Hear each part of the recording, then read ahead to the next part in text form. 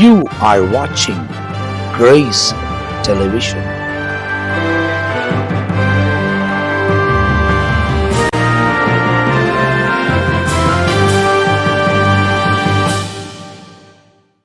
ஆண்டவரும் அருமை இரட்சகராக இயேசு கிறிஸ்துவின் நாமத்தினால் உங்கள் யாவருக்கும் எங்களுடைய அன்பின் வாழ்த்துக்களையும் ஸ்தோத்திரங்களையும் தெரிவித்துக் கொள்கிறோம். தேவனுடைய பெரிதான கிருபையால் சுவிசேஷம் என்ற இன்னொரு பகுதியில் உங்களை சந்திப்பதில் நாங்கள் மிகுந்த மகிழ்ச்சி அடைகிறோம். தொடர்ந்து தேவனுடைய வசனங்களை பிரசங்கிப்பதற்கும் வசனத்தை நாம் அறிந்து கொள்வதற்கும் ஆண்டவர் பாராட்டுகிற கிருபைகளுக்காக கர்த்தரை ஸ்தோத்திரிக்கிறோம். இவ்வளவு தூரம் தேவன் நம்மை வழிநடத்தி கொண்டு வந்திருக்கிறார். தொடர்ச்சியாய் அவரே நம்மை வழிநடத்துவதற்கு உண்மை உள்ள தேவனாயிருக்கிறார்.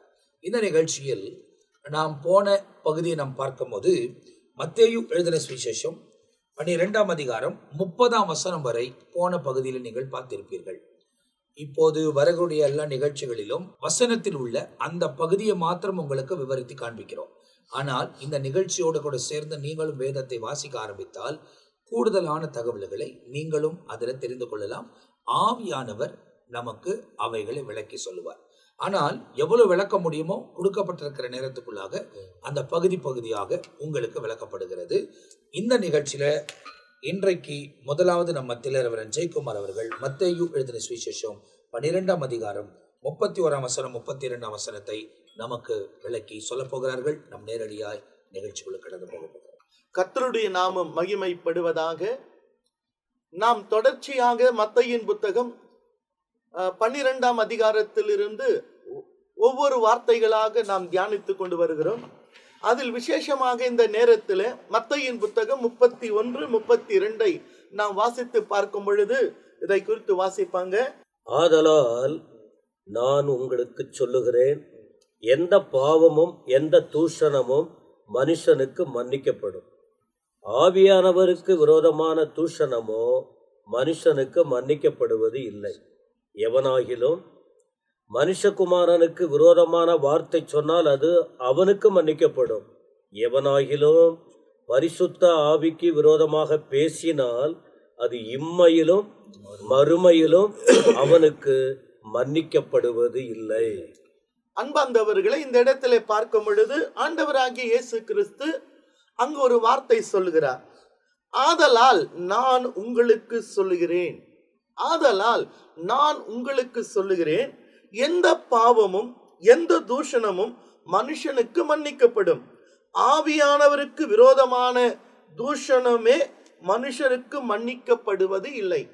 நாம் வேதத்தை பார்க்கும் பொழுது நாம் ஆராதிக்கிற ஆண்டவராகிய இயேசு பாவிகளை ரட்சிக்கும்படியாய் நம் பாவத்தை மன்னிக்கிறதான தேவனாக அவர் இருக்கிறார். பாவிகளை மன்னிக்கிற அதிகாரம் பிதாவாகிய தேவன் அவருக்கு கொடுத்திருக்கிறார். அப்ப இயேசு கிறிஸ்துவின் ரத்தம் சகல பாவங்களை நீக்கி நம்மை சுத்தகரிக்கும், நம்மை மன்னிக்கும். அப்ப இயேசு என்றாலே பாவத்தை மன்னிக்கிறதான தேவனாக இருக்கிறார். ஆனா இந்த இடத்துல இயேசு கிறிஸ்துவே தன்னுடைய வாய்மொழியாக அவரே சொல்லுகிற ஒரு வார்த்தை, ஆதலால் மனுஷருக்கு விரோதமாக உங்களுக்கு சொல்லுகிறேன், ஆதல் நான் உங்களுக்கு எந்த பாவமும் எந்த தூஷணமும் மனுஷனுக்கு மன்னிக்கப்படும், ஆவியானவருக்கு விரோதமாக தூஷணமே அவருக்கு மனுஷனுக்கு மன்னிக்கப்படுவது இல்லை. அப்படின்னா ஆவியானவருக்கு விரோதமாக பேசுகிற வார்த்தைகள் மனுஷனுக்கு மன்னிக்கப்படுவது இல்லை. அப்போ நம்ம எடுத்துக்கொண்டால் நம் கரத்தில் இருக்கிற வேதம் யாரால் எழுதப்பட்டது? பரிசுத்த வேதம் எல்லாம் பரிசுத்த ஆவியினாலே மனுஷர்கள் மூலமாக வேத வாக்கியம் எல்லாம் பரிசுத்த ஆவியினாலே அருளப்பட்டிருக்கிறது. அதுதாங்க பரிசுத்த ஆவியினாலே அருளப்பட்டிருக்கிறது. வேதத்தை பார்க்கும் பொழுது பரிசுத்த ஆவியானுடைய செயல்பாடுகள் பார்க்கிறோம். பரிசுத்த ஆவியானவர் பேசுகிறது யாரு? ஆவியானவர். அற்புதங்களை செய்கிறவர் யாரு? பரிசுத்த ஆவியானவர். ஆவியின் வரங்கள், ஆவியின் கனிகள், ஆவியின் வல்லமைகள் உண்டு. இப்ப இந்த இடத்துல இயேசு சொல்வதற்கு காரணம், அவர் வசனம் 28 வாசித்தால் நமக்கு நன்றாக புரியும். இதுல 28, நான் தேவனுடைய ஆவியினாலே பிசாசுகளை துரத்துகிறபடியால், நான் தேவனுடைய ஆவியினாலே பிசாசுகளை துரத்துகிறபடியால் தேவனுடைய ராஜ்யம் உங்களிடத்திலே வந்திருக்கிறது. அப்போ 12ஆம் அதிகாரம் 22ஆம் வசனத்தில் இருந்து நாம் வாசித்து பார்த்தால் இயேசு பிசாசை துரத்தினார். அந்த இடத்துல அந்த ஊமை பேசுகிறதை பார்க்கிறோம். இதனால பரிசேயர்கள் என்ன செய்தார்கள்? அவருக்கு ஒரு பேரை வச்சுட்டாங்க. அவர் யாருன்னு சொன்னாக்கா 24ஆம் வசனம் சொல்லுது, பரிசேயர் அதை கேட்டு இவர் பிசாசுகளின் தலைவனாகிய பெயல்செபூலினாலே பிசாசுகளை துரத்துகிறானே அல்லாமல் மற்றபடி அல்ல என்றார்கள். அப்போ இயேசுவை பிசாசுகளுடைய தலைவன் என்று சொல்லுகிறார்கள். பிசாசுகளை துரத்துகிறதுனாலே இவர் பிசாசுல தலைவனாக இருக்கிறதான ஒருவருடைய பெயரை சொல்லி அந்த இடத்தை அவர்கள் சொல்லுகிறதை பார்க்கிறோம். அப்படி என்றால் இயேசு பிசாசை துரத்தினது ஆவினால தான் துரத்தினார். வசனம் 28 ஆதாரமா இருக்கிறது. நான் தேவனுடைய ஆவினாலே பிசாசுகளை துரத்துகிறபடியால். அப்போ இந்த இடத்துல அற்புத அடையாளங்கள் எல்லாமே பரிசுத்த ஆவியினால தான் நடக்கிறது. ஆவியினால் தான் பேசுகிறார், ஆவியினால் தான் பிசாசை துரத்துகிறார். எல்லா காரியமும் ஆவியினால தான் ஆகிறது. அப்ப வேதத்தை பார்க்கும் பொழுது ஆதியாலும் வெளிப்படுத்தின புத்தகம் வரைக்கும் பரிசுத்த ஆவியனுடைய செயல்பாடுகளை நம்மால் பார்க்க முடிகிறது. ஆவியான ஜலத்தின் மேல் அசைவாடிக்கொண்டு இருந்தார். இதோ நான் மாம்சமான யாவர் மீதும் என் ஆவியை ஊற்றுவேன் என்று ஆண்டவர் சொன்னார். பெந்தெகோஸ்து நாளிலே அவர்கள் ஒருமனப்பட்டு இருந்த பொழுது பரிசுத்த ஆவியானவர் இறங்கினார். அப்ப பேசுகிறது நான் அல்ல, பரிசுத்த ஆவியானவரே என்னை மறைத்து பேச வேதம் சொல்லுகிறது. எல்லா அற்புத அடையாளங்கள் எல்லாம் பரிசுத்த ஆவியானவர் தான் நடக்கிறது. அதே போலத்தான் இந்த இடத்துல இயேசு கூட பரிசுத்த ஆவியினாலே பிசாசை துரத்துகிறார். அதற்கு விரோதமாக இந்த பரிசேயர்கள் எழும்பி பேசுகிறார்கள். அதனால்தான் அவர் சொல்றாரு, அவர்களுக்கு ஆண்டவர் சொல்றாரு. அப்படின்னா இது என்ன குறிக்குன்னா, யாரெல்லாம் கிறிஸ்துவை பற்றி கிறிஸ்து செய்கிறதான உபதேசத்துக்கு விரோதமாய், அவர் செய்கிறதான அற்புத அடையாளத்துக்கு விரோதமாக யாரெல்லாம் விரோதமாக பேசுகிறார்களோ அவர்களுடைய பாவங்கள் மன்னிக்கப்படாது. காரணம் எல்லாமே இயேசு செய்த பரிசுத்த ஆவியினால தான் செய்கிறார். அதனால்தான் 31 சொல்லுது, ஆதலால் நான் உங்களுக்கு சொல்லுகிறேன், எந்த பாவமும் எந்த தூஷணமும் மனுஷனுக்கு மன்னிக்கப்படும், எல்லாமே உனக்கு மன்னிக்கப்படும். ஆனால் ஆவியானவருக்கு விரோதமாக, வசனம் தெளிவா ஆண்டவர் சொல்றார், ஆவியானவருக்கு விரோதமாக தூஷணமோ மனுஷனுக்கு மன்னிக்கப்படுவது இல்லை. பேசுகிறவர் பரிசுத்த ஆவியானவர், செயல்படுகிறவர் பரிசுத்த ஆவியானவர், எச்சரிக்கிறவர் பரிசுத்த ஆவியானவர், பாவத்தை குறித்தும் நீதியை குறித்தும் நியாய தீர்ப்பை குறித்தும் கண்டித்து உணர்த்துகிறவர் பரிசுத்த ஆவியாகிய தேவன். அப்ப நம்ம ஊழியத்தின் பாதம் எடுத்து பயன்படுத்த பரிசுத்த ஆவியானவர், சத்தியத்தை சொல்லுவ பரிசுத்த ஆவியானவர், எல்லாமே பரிசுத்த ஆவியானவர் இருக்கிறபடினாலே அதை கேட்டு மனம் திரும்பி இயேசுவை இரட்சகராக ஏற்றுக்கொள்ளாதபடிக்கு நமக்கு விரோதமாய் ஆவியானவருக்கு விரோதமாய் பேசுடைய பாவங்கள் மன்னிக்கப்படாது. அதைத்தான் 32 சொன்னாரு, எவனாகிலும் மனுஷகுமாரனுக்கு விரோதமாக வார்த்தை சொன்னால், எவனாகிலும் மனுஷகுமாரன் இயேசுக்கு விரோதமாக சொன்னால் அது அவனுக்கு மன்னிக்கப்படும். மனுஷகுமாரனாகிய இயேசு கிறிஸ்துக்கு விரோதமாய், தேவகுமாரனாகிய இயேசு கிறிஸ்துக்கு விரோதமாய் எவனாகிலும் எந்த வார்த்தை சொன்னாலும் அது அவனுக்கு மன்னிக்கப்படும். எவனாகிலும் பரிசுத்த ஆவிக்கு விரோதமாக பேசினால் அது இம்மையிலும் மறுமையிலும் அவனுக்கு மன்னிக்கப்பட மாட்டாது என்று சொன்னால், பரிசுத்த பேசுகிறவர் யாரு? பரிசுத்த ஆவியாகிய தேவன். அப்போ நாம் எல்லாம் இன்னைக்கு ரட்சிக்கப்பட்டு இருக்கிறோம் என்றால் ஏதோ ஒரு ரீதியில் ஆவியானவர் நம்மோடு பேசினார், நம்மை உணர்த்தினார். இயேசு மெய்யான தேவன், அவரே ரட்சகர், அவரல்லாமல் பரலோகத்துக்கு போக முடியாது என்ற சத்தியத்தை நமக்கு உணர்த்தினவர் ஆவியானவர். அதை கேட்டு நாம் இயேசுவை ரட்சகராக ஏற்றுக்கொண்டு அவர் கொடுத்த கட்டளையின்படி நாம் ஒப்பு கொடுத்தோம். அப்போ நமக்கு மரணத்துக்கு பின் நமக்கு ஒரு நித்திய வாழ்க்கை உண்டு. ஆனா அதே நேரத்தில் ஆவியானவர் பேசுகிறதை கேட்ட பிறகு அவருக்கு விரோதமாய் மறுதலித்து அவரை மறுதலித்து போனவர்கள் இம்மையிலும் மறுமையிலும் அவங்களுக்கு மன்னிப்பு கிடையாது. வசனம் தெளிவா சொல்லுது, எவனாகிலும் பரிசுத்த ஆவியானவருக்கு விரோதமாக பேசினால் அது இம்மையிலும், இந்த பூமியிலும் சரி மறுமையிலும் சரி அவனுக்கு மன்னிக்கப்படுவது இல்லை. ஆகையால தேவனுடைய வார்த்தை கேட்கிறவர்கள் யாரோ ஒருவர் பேசுகிறார் அர்த்தம் அல்ல. பேசுகிறவர் பரிசுத்த ஆவியாகிய தேவன். அற்புத அடையாளங்கள் செய்கிறவர் பரிசுத்த ஆவியாகிய தேவன். பிசாசுகளை துரத்துகிறவர் பரிசுத்த ஆவியாகிய தேவன். வேதத்திலே தெளிவாக நாம் வாசித்து பார்க்கும் பொழுது ஆதியாக தொடங்கி வெளிப்படுத்தின புத்தகம் வரைக்கும் நாம் கருத்துக்கிற வெளியேறப்பட்ட வேதமே பரிசுத்த ஆவி, வேத வாக்கியம் எல்லாம் பரிசுத்த ஆவியினாலே அருளப்பட்டு என்று சொல்லப்பட்டிருக்கிறது. ஆகையாலே ஆவியானவருக்கு விரோதமாக தேவன் பேசுவதெல்லாம் ஆவியானவர் பேசுகிற காரியம். தேவன் செய்கிற அற்புதம் அடையெல்லாம் ஆவியானவர் வரங்களை கொண்டு செய்கிற காரியம். எவனாயிலும் பரிசுத்தாவிற்கு விரோதமாக பேசினால் அவனுக்கு இம்மையிலும் மறுமையிலும் மன்னிப்பு கிடையாது என்று ஆண்டவர் தன்னுடைய வாய்மொழியாக எச்சரிக்கையோடு கூட சொல்லப்பட்ட ஒரு சத்தியம். அப்ப இந்த இடத்துல இந்த 2 வசனத்துக்கான விளக்கத்தை நாம் கேட்டிருக்கிறோம். பரிசுத்த ஆவியானவர் இயேசு கிறிஸ்து பரிசுத்த ஆவியினால் தான் நிழலிடப்பட்டு அவர் பிறந்ததையும் வேதத்தில் எழுதப்பட்டிருக்கிறது. முந்தின ஆதாம் மண்ணினால் உருவாக்கப்பட்டிருந்தாலும் பிந்தி வந்த இந்த ஆதாம் இயேசு கிறிஸ்து ஆவியினால உருவாக்கப்பட்டவர்.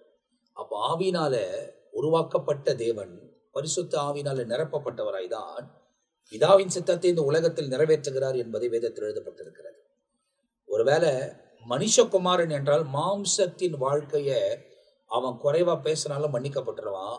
ஆனா அவருக்குள்ள உருவாக்கின ஆவியானவரை குறித்து எதாகிலும் பேசினால் அவன் இம்மையிலும் மறுமையிலும் மன்னிக்கப்பட மாட்டான் என்பதாக இந்த இடத்துல சொல்லப்பட்டிருக்கிறது.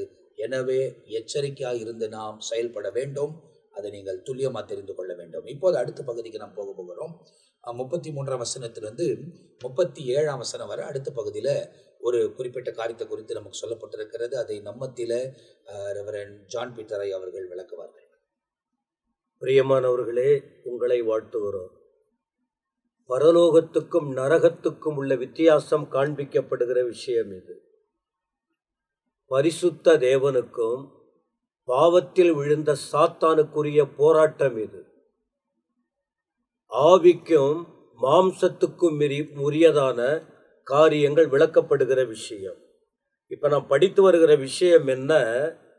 நன்மைக்கும் தீமைக்கும் உள்ள வித்தியாசத்தை தொடர்பு படுத்தி காட்டுகிறது. அப்ப நன்மைக்குரியது என்ன? ஆண்டவராகிய இயேசு கிறிஸ்து அவருடைய ஊழியத்தில் இருந்தபோது உலகத்தில் தள்ளப்பட்ட பிசாசு குறிவைத்து அவரை தாக்கி தீமையை விதைத்து தெய்வீகத்தை சீர்குலைக்க செயல்படுகிற விஷயம்தான் இங்கே பார்க்கிறோம். யாரை பயன்படுத்துகிறான்? மனிதரை. எந்த மனிதரை பயன்படுத்துகிறான்? கூட இருக்கிறவர்களை. இப்ப இந்த 33ஆம் வசனம் படிக்கிறேன். மரம் நல்லதென்றால் அதன் கனியும் நல்லதென்று சொல்லுங்கள். மரம் கெட்டதென்றால் அதன் கனியும் கெட்டதென்று சொல்லுங்கள். மரமானது அதன் கனியினால் அறியப்படும்.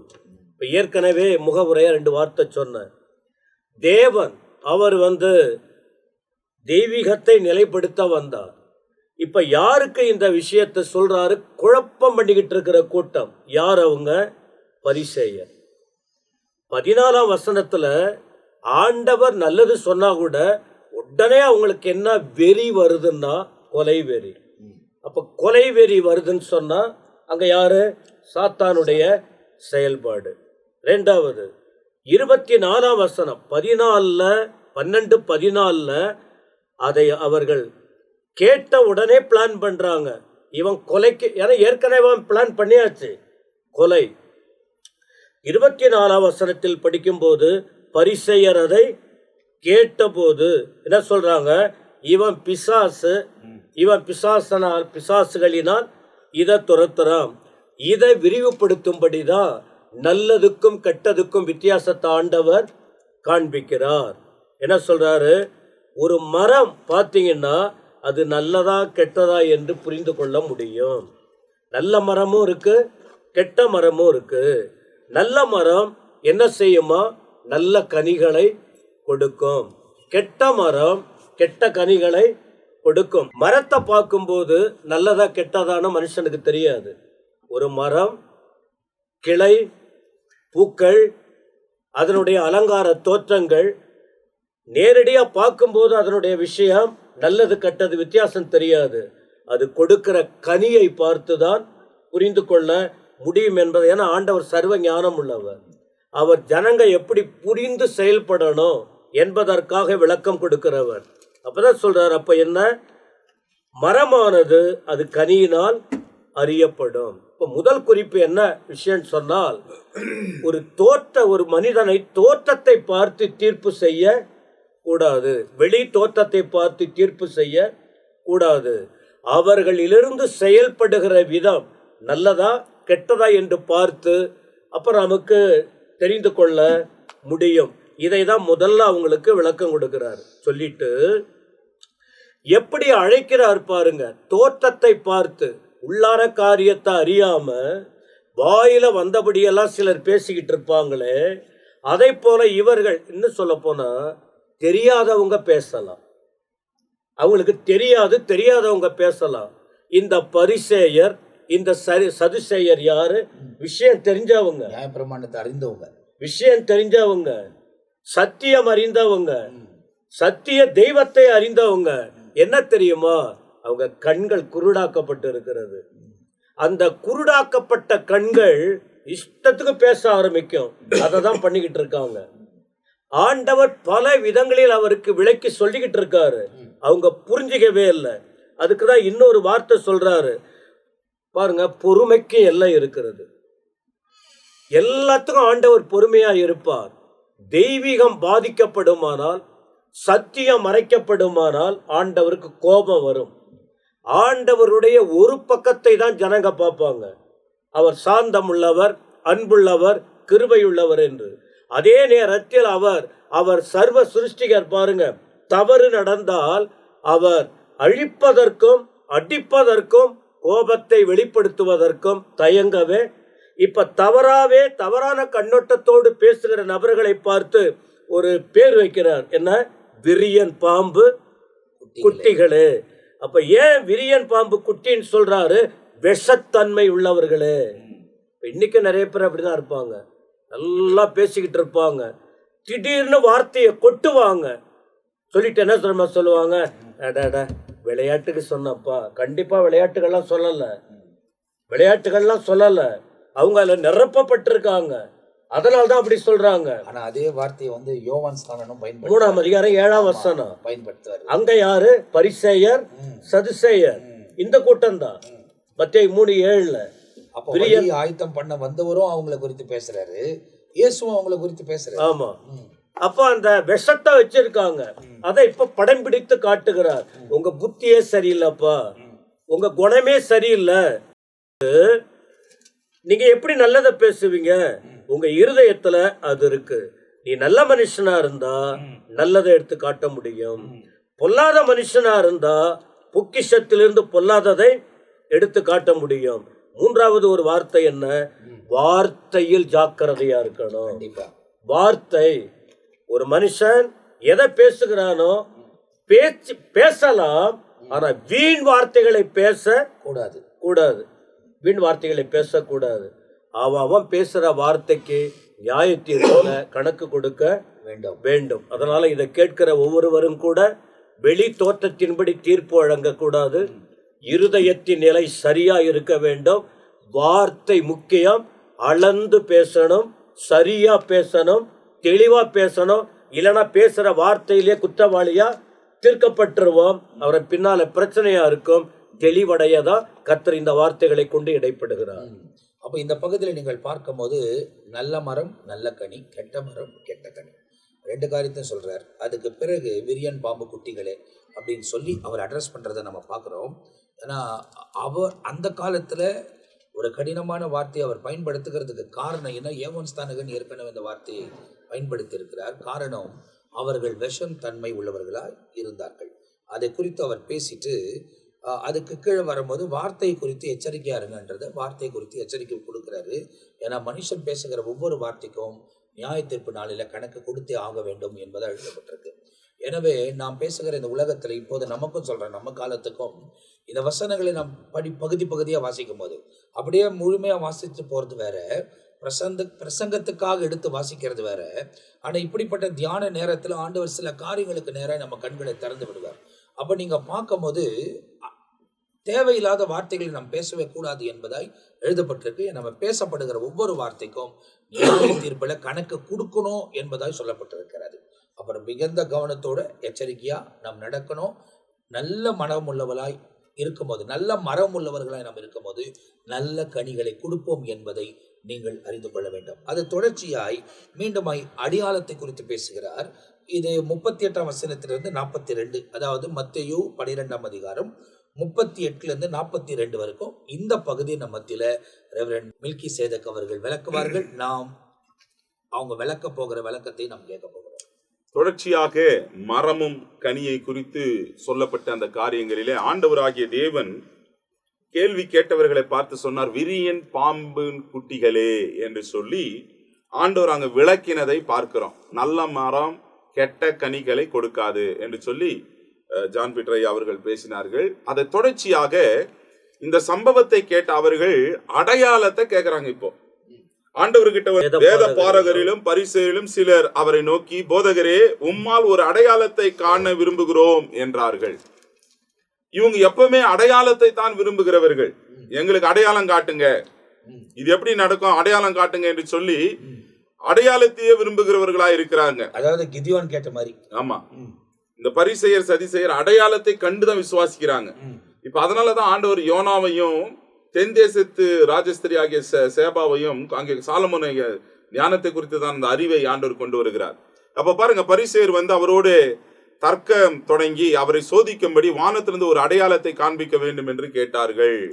மார்க்குவின் புஸ்தகம் 8ஆம் அதிகாரம் 11-12. அப்போ இவங்க என்ன பண்றாங்கன்னா அடையாளத்தை கேட்கிறாங்களா, தர்க்கம் பண்ணி அடையாளத்தை கேட்கிறார்கள். 1 கொரிந்தியர்ல 1ஆம் அதிகாரம் 22ஆம் வசனத்துல நம்ம பார்த்தோன்னு சொன்னா, யூதர்கள் அடையாளத்தை தேடுகிறார்கள், கிரேக்கர் ஞானத்தை தேடுகிறார்கள். இதுதான் அவங்களுடைய காரியமா இருந்தது. அடையாளத்தை கண்டுதான் அவங்க விசுவாசிப்பாங்க, அடையாளம் இல்லைன்னா அவங்க நம்ப மாட்டாங்க. இப்போ யூதர்கள் அடையாளத்தை தேடுகிறார்கள், கிரேக்கர் ஞானத்தை தேடுகிறார்கள் வசனம் சொல்லுகிறது. இப்ப லூக்கா 11ஆம் அதிகாரம் 16ஆம் வசனத்துல நம்ம பார்க்கும்போது, வேறு சிலர் அவரை சோதிக்கும்படி வானத்துல ஒரு அடையாளத்தை காட்ட வேண்டும் என்று அவரிடத்தில் கேட்டார்கள். அவங்க எப்பவுமே அடையாளத்தை தான் பாக்குறவங்க, எங்களுக்கு அடையாளத்தை காட்டுங்க அப்படின்னு சொல்லி. யோவான் 2ஆம் அதிகாரத்துல 18ஆம் வசனத்துல நம்ம பார்க்கிறோம், அப்பொழுது யூதர்கள் அவரை நோக்கி, இவைகளை செய்கிறீரே, இதற்கு என்ன அடையாளத்தை எங்களுக்கு காண்பிக்கிறீர் என்று கேட்கிறாங்க. எதை பண்ணாலும் இவங்க சயின்ஸ் கேட்பாங்க, இது எங்களுக்கு அடையாளம் காட்டு, இது எப்படி நடக்கும் அப்படின்னு சொல்லி வேதம் முழுமையாக அடையாளத்தையே அவர்கள் விரும்புகிறார்கள். யோவான் 6ஆம் அதிகாரம் 30ஆம் வசனத்துல நம்ம பார்க்கும் பொழுது, அதற்கு அவர்கள், அப்படியானால் உம்மை விசுவாசிக்கும்படிக்கு நாங்கள் காணத்தக்கதாக நீர் என்ன அடையாளத்தை காண்பிக்கிறீர், என்னத்தை நடப்பித்தீர், அடையாளத்தை காட்டுன்னு கேட்கிறாங்க. இப்போ இவர்கள் வேத பாறையிலும் பரிசையிலும் சிலர் அவரை நோக்கி அடையாளத்தை எங்களுக்கு காண விரும்புகிறோம் என்று கேட்டாங்க. அப்போ ஆண்டவர் அவங்களை பார்த்து சொல்றாரு பாருங்க, 39ஆவது வசனம், அவர்களுக்கு அவர் பிரதித்திரமாக, இந்த பொல்லாத விபச்சார சந்ததியார் அடையாளத்தை தேடுகிறார்கள். அப்போ ஒரு கடுமையான ஒரு வார்த்தையை பயன்படுத்த, விரியன் பாம்பின் குட்டிகளேனாரு, இப்ப இங்க விபச்சார சந்ததியாரே என்று ஆண்டவர் சொல்லுகிறார். விபச்சார சந்ததியார் அப்படின்னு சொன்னா ஆவிக்குரிய காரியங்களே தேவனுக்கு உண்மை அற்றவர்களா இருக்கிறீங்க, அதாவது தேவனை விட்டு மற்ற தெய்வத்துக்கு செவி கொடுக்க போனவர்கள் என்ற அர்த்தம். விபச்சாரம்னாக்கா, அதாவது இந்த இடத்துல பேசக்கூடிய விஷயம் ஒரு கணவன் மனைவியுடைய உடல் சம்பந்தமான பிரச்சனைகள் இல்லாமல் இது வேற காரியங்களை குறிக்கிறதா தான் சொல்லப்படுது. ஆமா, அதான் அதை குறித்து தான் நீங்க வசனம் சொல்லுகிறது. எசேக்கியேல்ல கூட 22ஆம் அதிகாரம் 3-4 வசனத்தின் வாசி. எசேக்கியேல் 22:2-3 2 வசனங்கள் வேண்டி வாசிங்க. மறுபுத்திரனே, ஒரே தாயின் குமாரத்தியாகிய 2 ஸ்திரீகள் இருந்தார்கள். அவர்கள் எகிப்திலே வேசித்தனம் பண்ணினார்கள், தங்கள் இளம் பிராயத்திலே வேசித்தனம் பண்ணினார்கள். அங்கே அவருடைய ஸ்தனங்கள் அமுக்கப்பட்டு அவர்களுடைய கன்னிமையின் கொங்கைகள் தொடப்பட்டது. இப்போ இது வேசித்தனம் எப்படி ஜனங்கள் பண்ணுகிறார்கள் என்பதை குறித்து இங்க வசனம் சொல்லுகிறது. அதே போல ஓசியாவில 1ஆம் அதிகாரம் 2ஆம் வசனத்துல நம்ம பார்க்கும்போது, ஓசியா 1:2, கர்த்தர் ஓசியாவை கொண்டு உரைக்க தொடங்கின பொழுது கர்த்தர் ஓசியாவை நோக்கி, ஆ, நீ போய் ம், ஒரு சோர ஸ்திரியையும் ம், சோர பிள்ளைகளையும் ம், உன்னிடமாக சேர்த்துக்கொள். ம். தேசம் கர்த்தரை விட்டு விலகி சோரம் போயிற்று என்றார். தேசம் கர்த்தரை விட்டு விலகி சோரம் போயிற்று. இப்ப இங்க என்னன்னா, தேசம் கர்த்தரை விட்டுட்டு சோரம் போயிற்று அப்படின்னா அந்நிய தெய்வத்தை நாடி போனார்கள் என்ற அர்த்தமுடையதாக இங்க காணப்படுகிறது. தங்களுக்கு கொடுக்கப்பட்டிருக்கிற காரியத்தை விட்டு வேற இடத்துல திசை திரும்பும்போது சோரம் போயிற்று என்று ஆண்டவர் சொல்லுகிறார். அப்ப இங்க சொல்றாரு பாருங்க, இந்த பொல்லாத விபச்சார சந்ததியார் அடையாளத்தை கேட்கிறார்கள். ஆண்டவர் சொல்ற, ஆனாலும் யோனாவின் தீர்க்கதரிசியின் அடையாளமே அன்றி வேறு அடையாளம் இவர்களுக்கு கொடுக்கப்படவில்லை. இப்ப ஆண்டவர் சொல்றார், யோனாவின் அடையாளம் தான்பா, நீ என்ன விசுவாசிக்கணும்னா யோனாவின் நாட்களிலே நடந்தது போலவே இப்பொழுது நடக்கும். என்ன அப்படி சொல்லி பார்க்கும் பொழுது, யோனா இரவும் பகலும் 3 நாள் ஒரு பெரிய மீனின் வயிற்றில் இருந்தது போல மனுஷகுமாரன் இரவும் பகலும் 3 நாள் பூமியின் இருதயத்தில் இருப்பார். இதுதான் அடையாளம். பூமியின் இருதயம் என்று ஒன்று இருக்கு. ஆமா. இப்போ ஆண்டவர் இங்க சொல்லும் பொழுது இரவும் பகலும் எப்படி யோனா பூமியில அதாவது மீனின் வயிற்றில் இருந்தானோ இதுதான் அடையாளம் அப்படின்னு சொல்லிட்டார் ஆண்டவர். யோனா பிரசங்கம் பண்ணும் பொழுது ஒரு அற்புத அடையாளம் செய்யல. ஆனா பிரசங்கம் பண்ணும்போது ஜனங்க மனம் திரும்பிட்டாங்க. அழிப்பேன்னு சொன்ன நினிவே பட்டணத்தை ஆண்டவர் அழிக்காது போயிட்டாரு. அங்க அடையாளமே இல்ல. ஆனா இங்கே இயேசு கிறிஸ்து அடையாளம், அற்புதங்கள், அடையாளம் கூட வசனத்தை பேசுறாரு. இவங்க விசுவாசிக்க மாட்டேங்கிறாங்க என்ற அர்த்தம். இப்போ யூதர்களுடைய நாள் எப்படி துவங்கன்னா, ஒரு நாளினுடைய ஒரு பகுதி இருந்தா கூட அது ஒரு நாளாக கணக்குப்படப்படும். அதன்படி அவர்கள் 3 நாள், அவர் 3வது நாள் உயிரோடு எழுந்திருப்பார் என்பதை இயேசு என்ன பண்றாரு, இங்க அடையாளமாவே சொல்றாரு. நாட்களை முன்குறித்து ஒரு அடையாளம் சொல்றாரு. அடுத்து கீழே நம்ம அப்படியே வரும்பொழுது, நினிவே, அதாவது நோவாவின் பிரசங்கத்தை கேட்டு நினிவே பட்டணத்தார் மனம் திரும்பினார்கள். இதோ இப்ப இங்க சொல்றாரு பாருங்க, யோனாவிலும் பெரியவர் இங்கே இருக்கிறார். ஆதலால் நியாய தீர்ப்பு நாளிலே நினிவே பட்டணத்தார் இந்த சந்ததியாரோடு நின்று இவர்கள் மேல் குற்றம் சுமத்தப்படுவார்கள். இப்போ யோனாவை ஏன் அப்படி சொன்னார்னா, அவனை விட பெரியவர் நானு அடையாளம் ஆண்டவர் சொல்றாரு. யோனாவின் வார்த்தை கேட்டு நினைவு மனம் திரும்பிருச்சு, அவரிலும் பெரியவர் இங்க இருக்கிறார் அப்படின்னா யோனா எந்த அடையாளமும் செய்யல, அற்புதமும் செய்யல, அவன் வார்த்தையை கேட்டு திரும்பிட்டாங்கன்னா அவரை விட பெரியவர் இங்க இருக்கிறார் என்பதை ஆண்டவர் இங்க அடையாளமாக சொல்லுகிறார். இது விளக்கணம் சொன்னா அநேக காரியங்கள் இருக்கிறது. அப்படி சொல்லிவிட்டு ஆண்டவர் இப்ப அடுத்து 42ஆம் வசனத்துல சொல்றார் பாருங்க, தென் தேசத்து ராஜஸ்திரி பூமியின் எல்லையில இருந்து சாலமோனுடைய ஞானத்தை கேட்க வந்தால். இப்போ சாலமோன் சொல்லிட்டு ஆண்டவர் சொல்றாரு, இதோ சாலமோனிலும் பெரியவர் இங்கே இருக்கிறார். இப்போ தென் தேசத்து ராஜஸ்திரி அப்படின்னு சொல்லப்படும் பொழுது சாலமோனுடைய ஞானத்தை கேட்கும்படியாக சேபா என்கிற அந்த ராஜஸ்திரி இவனை பார்க்க வந்தார். 1 ராஜாக்கள் 10ஆம் அதிகாரத்துல 1ஆம் வசனம் இது சொல்லப்படுகிறது. கர்த்தருடைய நாமத்தை குறித்து சாலமோனுக்கு உண்டாயிருந்த கீர்த்தி சேபாவின் ராஜஸ்திரி கேள்விப்பட்ட பொழுது அவள் விடுகதையினால் அவனை சோதிப்பதற்காக அவனை பார்க்க அங்கே வந்தாள் என்று சொல்லப்படுகிறது.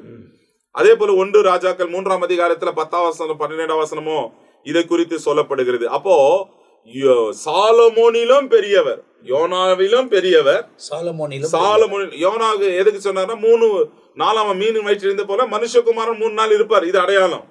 சாலமோனுக்குன்னா அவன் ஞானம் பெருத்தவன், சாலமோனை விட ஞானவான் ஆண்டவராகிய தேவன் இயேசு கிறிஸ்து என்பதை தேவன் இங்கே தெளிவாக அடையாளத்தை காண்பித்தார். அப்ப இந்த பகுதியில பார்த்தீங்கன்னா 2 பேரை ஆண்டவர் உபயோகப்படுத்துகிறார். ஒன்று யோனா, அடுத்தது சாலமோன். 2 பேரை காண்பித்து தான் அவர்களோடு கூட பேசுகிறார். கடுமையான வார்த்தைகள் உபயோகப்படுத்தப்படுகிறது. காரணம், அந்த ஜனங்கள் அந்த இடத்தில் அப்படிப்பட்ட ஒரு இருதயம் உள்ளவர்களாக இருந்தார்கள். இன்றைக்கும் இந்த வசனங்களை பார்க்கிற நீங்கள் ரொம்ப தெளிவாய் நீங்கள் அறிந்து கொள்ள வேண்டும்.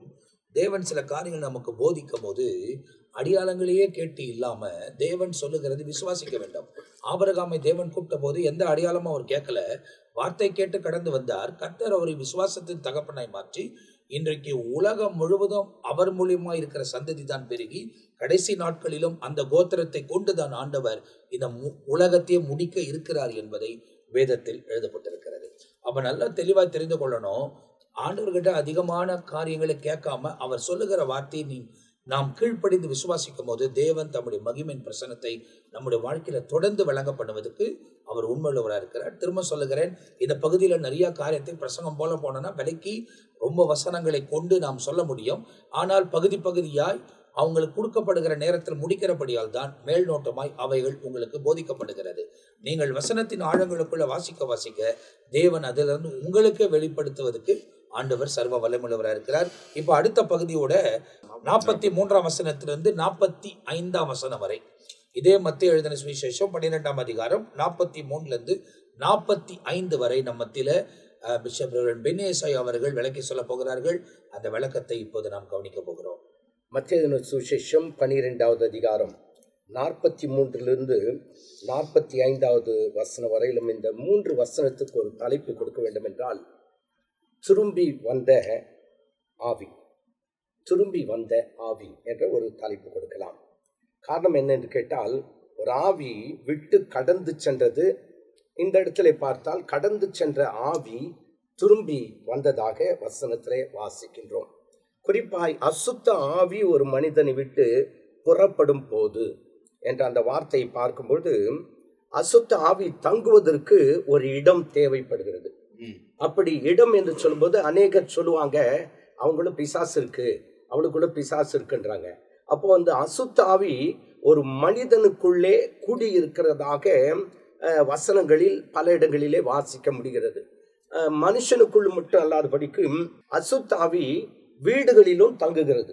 காரணம் என்னன்னு கேட்டால், சிலர் சொல்லுவாங்க அது பிசாசு வீடு, அதில் பேய் இருக்கு அப்படின்வாங்க.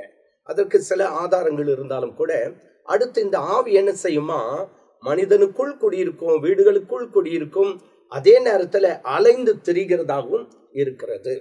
அதில் நீங்கள் பார்ப்பீர்கள் என்றால், மத்தேயு சுவிசேஷம் 4வது அதிகாரம் 24வது வசனத்தை வாசிக்கும் பொழுது, பிசாசுகள் அவர்களை விட்டு போனது அப்படின்னாக்க என்ன அர்த்தம், மனிதனுக்குள் இருந்த ஆவி புறப்பட்டு போனதாக மத்தேயு 4:24 வாசிக்கின்றோம்.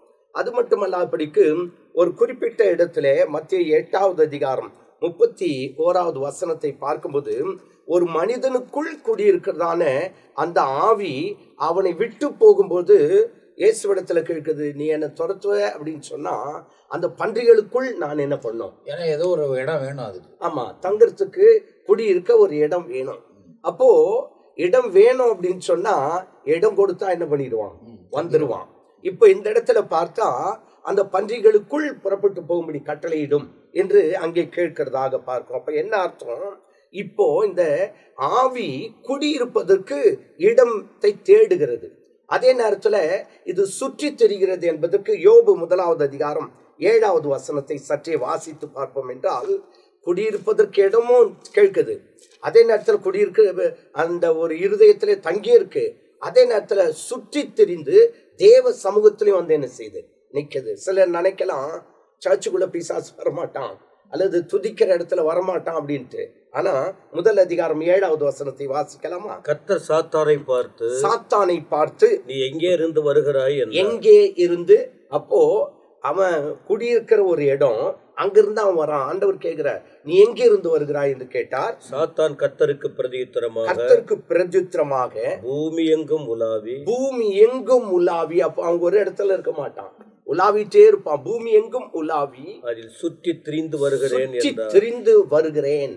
அப்போ தங்கரவன் மட்டும் இல்ல, ஒரு இடத்துல குடியிருக்கிறது மட்டுமல்ல, அவன் சுற்றி திரிகிறவனாய் இருக்கிறான். ஏன்னா அந்த வசனத்துல நீங்க சொல்லும் போது பாஸ்டர், அவன் தேவ சன்னிதானத்துல தேவ புத்திரர்களோடு கூட போய் நின்றான் என்று எழுதப்பட்டிருக்கு. அதாவது தேவனுடைய சந்நிதியிலே நிக்கிறான். ஆமா, அப்ப அங்கேயே நிற்க முடியுமானால் அவன் ஆலயத்துக்குள்ள உலாவி கொண்டு இருப்பான். எங்க இடம் கொடுக்குறாங்களோ அங்க கிரியை செய்யக்கூடியவனா இருக்கிறான். ஆமா, அதை குறித்து தான் இந்த இடத்துல நம்ம சொல்லப்படுது. அதுதான் முக்கியமா அங்க சொல்லப்பட்டிருக்கிறதான ஒரு காரியம். அப்போ என்ன அர்த்தம் அப்படின்னு சொன்னா, இங்க வரமாட்டான் அங்க வரமாட்டான் அப்படின்னு சொல்றதுக்கு முடியாது.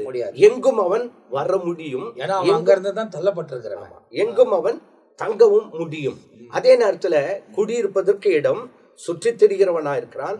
அதே நேரத்துல அவனுக்கு பெயர் கொடுக்கப்படுகிறது. அப்போ நம்ம லூக்கான சுவிசேஷம் 11வது அதிகாரம் 24லிருந்து 26 வரையிலும் வாசிக்கும் போது இதே சம்பவம் அங்கே சொல்லப்பட்டிருந்தாலும், மார்க் 5வது அதிகாரம் 9வது வசனத்தை வாசித்து பார்க்கும்போது ஆண்டவர் அவன் இடத்துல கேட்கிறதை பார்க்கிறோம். மார்க் 5வது அதிகாரம் 9வது வசனம்.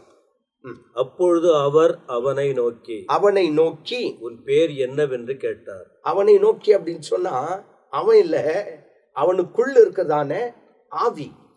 அப்போ அவனை பார்த்து உன் பேர் என்ன என்று கேட்டார். அதற்கு அவன், நாங்கள் அநேகராய் இருக்கிறபடியால் என் பேர் லேகியோன் என்று சொல்லி. அப்போ இந்த இடத்துல நாம் பார்க்கிறோம், இந்த பிசாசு ஒரு மனிதனுக்குள்ளே ஒரு பிசாசு இல்ல, ஒரு மனிதனுக்குள்ளே பல பிசாசு என்ன செய்ய முடியும், தங்க முடியும் என்பதற்கு இது ஒரு ஆதாரமா இருக்குது. நான் அநேக இடங்களிலே பார்த்திருக்கிறேன். அப்பேற்பட்ட பிசாசு பிடித்த அந்த ஜனங்களோடு கூட ஜெபித்து இருக்கிறேன். பல விடுதலைகள் கிடைத்திருக்கிறது. அநேக ஊழியக்காருடைய அனுபவம் ஒரு பேரா சொல்லிட்டு போகும். பல பிசாசுகள் ஒரே மனிதனுக்குள்ளே இருக்கும். இங்க உன் பேர் என்னன்னு கேட்டா, நாங்கள் அநேகராயிருக்கப்படினால் என் பெயர் லேகியோன். அப்போ இந்த வசனங்களின்படி பார்த்தா அந்த ஆவி சுற்றி திரிகிறது மட்டுமல்லாதபடிக்கு தங்குவதற்கு ஒரு இடமும் தேவைப்படுகிறது. அந்த ஆவிக்கு பெயரும் இருக்கிறது. அப்போ அடுத்து என்ன என்று கேட்டால், இந்த ஆவி ஒரு மனிதனுக்குள் இருந்தாலும் கூட அது விரட்டப்படுகிறது, துரத்தப்படுகிறது. அப்போ துரத்தப்பட்ட பிறகு அந்த இடம் வெற்றிடமாயிருக்கிறது. இந்த சம்பவத்திலே நாம் பார்க்கிறோம், நான் விட்டு வந்த என் வீட்டிற்கு திரும்பி போவேன். அங்க முதலாவது விட்டு புறப்பட்டு போய் வறண்ட இடங்களில் அலைந்து இளைப்பாறுதல் தேடியும் கண்டடையாமல் திரும்ப என்ன பண்றா, மறுபடியும் அங்க வருது அப்படின்ட்டு அங்க பார்க்கிறோம். அங்க சுற்றி திரிந்து வந்து அங்கே வந்து அந்த வீடு வெறுமையாக பெருக்கி ஜோடிக்கப்பட்டதாகவும் இருக்க கண்டு. இப்ப என்னாச்சு, சுத்தமாக்கப்பட்டது. அப்போ அந்த சுத்தமாக்கப்பட்ட இடத்துல யார் வந்து நிரப்பப்பட வேண்டும் என்று சொன்னால், ஆண்டவர் வந்து அந்த இடத்தை என்ன செய்யணும், நிரப்பணும். இங்க என்ன நடக்குது அப்படின்னு சொன்னா, 1 யோவான் 4வது அதிகாரம் 4வது வசனத்தை வாசித்து பாருங்களேன். அங்க இயேசு வந்து குடியிருக்க வேண்டும். காரணம் என்ன, இந்த உலகத்தில் இருக்கிறவரை காட்டிலும். அந்த வசனத்தை வாசிங்க. பிள்ளைகளே, நீங்கள் தேவனால் உண்டாயிருந்து அவர்களை ஜெயித்தீர்கள். ஏனெனில் உலகத்தில் இருக்கிறவனிலும் உங்களில் இருக்கிறவர் பெரியவர். அந்த பெரியவர் எங்க வந்திருக்கணும், இருதயத்திற்குள்ள வரல. இப்ப அது வெறுமையா இருக்குது. வெறுமையா இருக்க இடத்துல தான் இப்ப என்ன செய்யறான் அப்படின்னு போயிட்டு முன்னிலும் வேறு அதிகமான 7 ஆவிய அவன் கொண்டு வருகிறான். அப்ப அவனுடைய நிலைமை எப்படி இருக்கான், முன்னிலைமை காட்டிலும் பின்னிலைமை மிகவும் கேடுள்ளதாய் மோசமானதாய் காணப்படுகிறது. எனக்கு அருமையான கர்த்தருடைய பிள்ளைகளை, இன்றைக்கு அநேகருடைய குடும்பங்களை, தனிப்பட்ட இருதயத்தை பிசாசு ஆண்டு கொண்டிருக்கிறான். அவைகளை நம்ம இட்டு போக வேண்டும் என்று சொன்னால் ஆண்டவராக இயேசுவினால் மட்டுமே தான் முடியும். அப்படி விடுதலை பெற்றவர்கள் உடனே அந்த இடத்துல இயேசுவால் நிரப்பப்பட வேண்டும். அந்த இருதயத்தை இயேசு நிரப்பினால் அப்பொழுது அவன் திரும்பி வர முடியாது. காரணம் என்ன, யாக்கோபு நம்ம 4வது அதிகாரம் 7வது வசனத்தை வாசித்து பார்க்கும்போது, பிசாசுக்கு எதிர்த்து நில்லுங்கள், அப்போது அவன் உங்களை விட்டு ஓடி போவான். அவன் திரும்பி வரக்கூடாது, ஓடி போனோம் அப்படின்னு சொன்னா எதிர்த்து நிற்க வேண்டும். அருமையான கர்த்தருடைய பிள்ளைகளை, இந்த ஆவியை குறித்து நிறைய பேச முடியும். இருந்தாலும் கூட இந்த ஆவி என்ன பண்ணுதுன்னு கேட்டா, அநேக நேரத்துல கனநித்திரையின் ஆவி அப்படின்னு இருக்கு. உள்ள கனநித்திரையின் ஆவி வந்துடுச்சுன்னா என்னென்ன சம்பவங்கள் நடக்குன்ட்டு ரோமர் 11வது அதிகாரம் 8 முதல் 10 வசனம் வாசித்து பார்ப்பீர்கள் என்று சொன்னால் தெளிவாய் அதிலே காண முடிகிறது. காரணம் என்னன்னு கேட்டா, அந்த ஆவி வந்தா எந்த ஒரு வேலையும் செய்ய முடியாது. கனநித்திரையின் ஆவி வந்துடுச்சுன்னா சோம்பேறியா இருக்கணும், சம்பாதிக்க முடியாது, எந்த ஒரு வேலையும் செய்யாத படிக்க தன்னுடைய வாழ்க்கையை நாசப்படுத்தக்கூடிய அந்த ஆவி உள்ளே வந்து விடுகிறது. ஆனால் அதிலிருந்து விடுதலை பெற வேண்டும் என்று சொன்னால் உலகத்தில் இருக்கிறதை காட்டிலும் உங்களுக்குள்ள இருக்கிற அந்த இயேசு பெரியவராய் இருந்து உங்களுக்குள்ளே அவர் வாசம் செய்வார் என்று சொன்னால் அந்த ஆவி மறுபடியும் நம்மை தொடாது என்பதற்கு எந்த ஒரு சந்தேகமும் இல்லை. அசுத்தாவி புறப்பட்டு போன பிறகு வறண்ட இடங்களெல்லாம் தேடி பார்த்து இளைப்பாறுதல் இல்லாமல் போனதுனால தான் திரும்பி வந்து முதல்ல இருந்த வீட்டுக்குள்ளே வரும்போது அது பெருக்கி ஜோடிக்கப்பட்டதா இருக்கும்போது தன்னிலும் அதிக பலமுள்ள 7 ஆவிகளை கொண்டு உள்ளே வந்து தங்கிவிடுமா. அப்போ அவனுடைய வாழ்க்கை முன்னிலைமையை விட பின்னிலைமை மோசமா இருக்கும். அருமையான கர்த்தருடைய பிள்ளைகளே, பிசாசுக்கு இடம் கூடாதுங்கள், பிசாசுக்கு எதிர்த்து நில்லுங்கள், அப்போது அவர் உங்களை விட்டு ஓடி போவார். இந்த 15 வசனத்தை இந்த பகுதியில் நாம் தியானிச்சிருக்கிறோம்.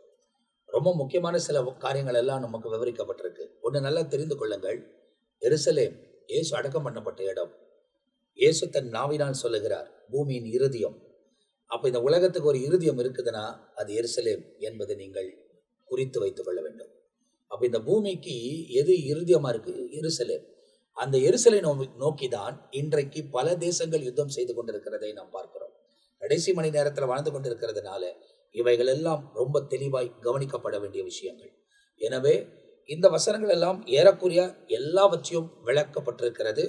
தொடர்ச்சியா நீங்களும் வாசிங்க. இந்த கடைசியா இருக்கிற பகுதியில சாத்தான் சுத்தி கொண்டே இருக்கிறான்.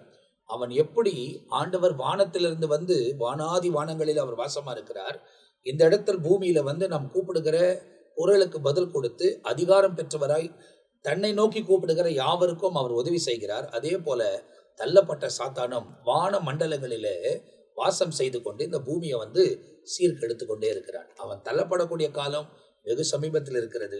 இயேசு முந்தி வருவாரனால் அதுக்கு பின்பு அவனும் தள்ளப்பட போகிறான், பூமியில தள்ளப்பட போகிறான். அதுக்கு பிறகு நித்தியமான நரகத்திலும் தள்ளப்பட போகிறான். அப்போ அவனுடைய காலங்கள் முடிய போகிறது. அவனுக்கு நீங்கள் செவி கொடுத்து அவனோடு கூட சேர்ந்து மடியாதபடி நீங்க நித்திய ஜீவனுக்குள்ள பிரவேசிக்க வேண்டுமானால் வசனத்துக்கு ஏற்ற மாதிரி உங்க வாழ்க்கையை அர்ப்பணித்துக் கொள்ளும் போது கர்த்தர் தம்முடைய இரக்கங்களை கிருபைகளை உங்க வாழ்க்கையில விளங்க பண்ணுவார். அடுத்த பகுதியோடு கூட நாம் தொடர்ந்து அடுத்த நிகழ்ச்சியில சந்திக்க போகிறோம். தொடர்ந்து தேவனோடு கூட இணைந்திருங்கள், வசனத்தை வாசியுங்கள், கேட்டபடி உங்க வாழ்க்கை அர்ப்பணித்துக் கொள்ளுங்கள். எத்தனை முறை தேவைப்பட்டாலும் வசனங்களை வாசித்துக் கொண்டே இருங்கள். அது உங்களுக்குள்ள ஜீவனை கொண்டு வரும். அடுத்த பகுதியில சந்திக்கிற வரை நாங்கள் எல்லாம் உங்ககிட்ட இருந்து விடைபெறுகிறோம். கர்த்தர் உங்களை ஆசீர்வதிப்பாராக. ஆமேன், ஆமேன்.